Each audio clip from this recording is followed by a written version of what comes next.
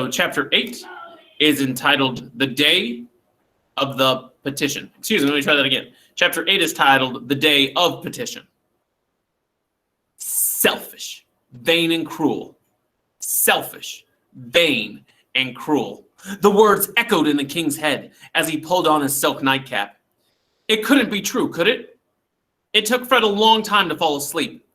And when he woke in the morning, he felt, if anything, worse. He decided he wanted to do something kind. And the first thing that occurred to him was to reward Beamish's son, who had defended him against that nasty little girl.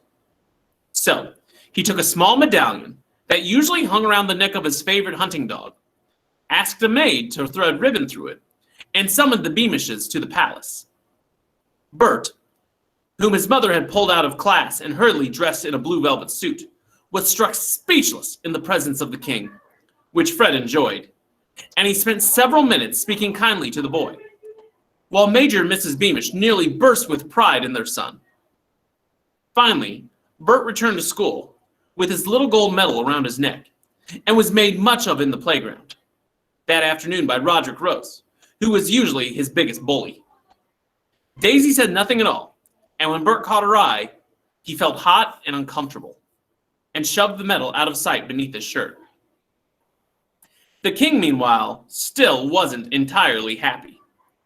An uneasy feeling stayed with him, like indigestion, and again he found it hard to sleep that night. When he awoke the next day, he remembered that it was the day of petition. The Day of Petition was a special day held once a year when the subjects of Cornucopia were permitted an audience with the king. Naturally, these people were carefully screened by Fred's advisors before they were allowed to see him. Fred never dealt with big problems.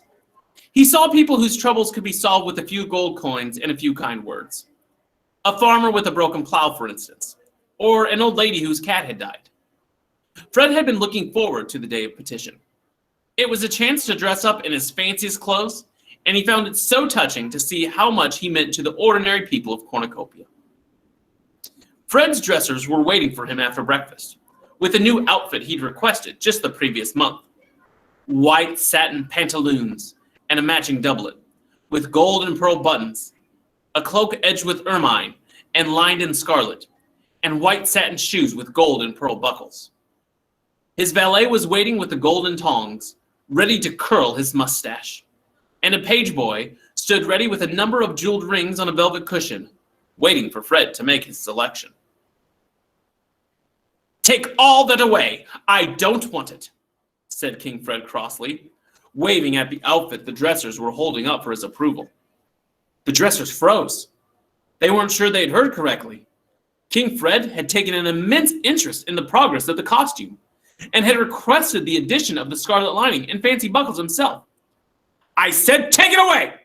he snapped when nobody moved. "Fetch me something plain. Fetch me that suit I wore to my father's funeral."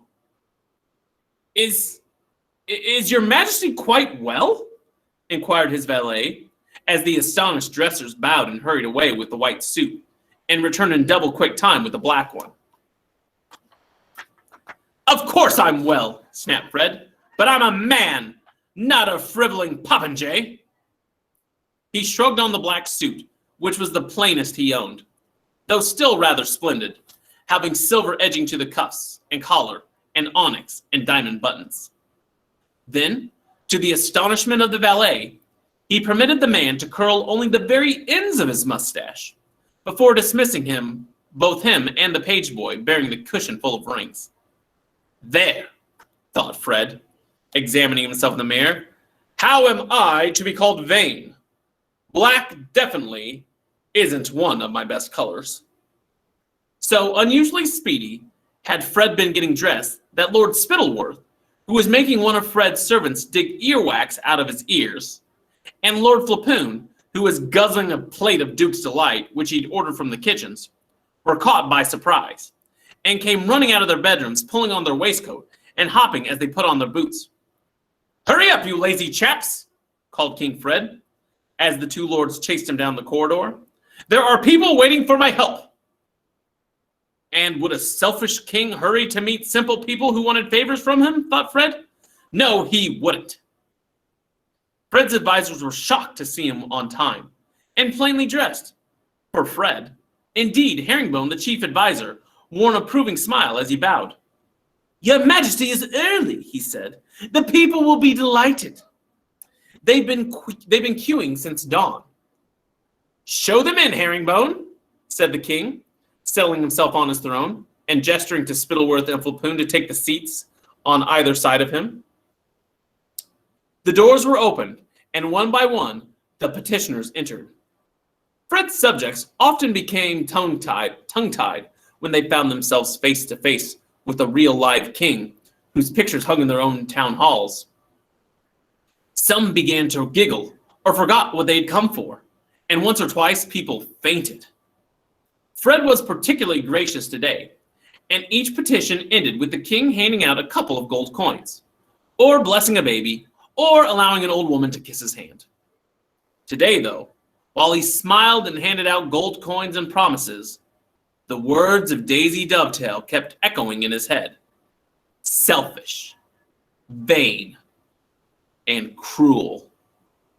He wanted to do something special to prove what a wonderful man he was, to show that he was ready to sacrifice himself for others. Every king of Cornucopia had handed out gold coins and trifling favors on the day of petition.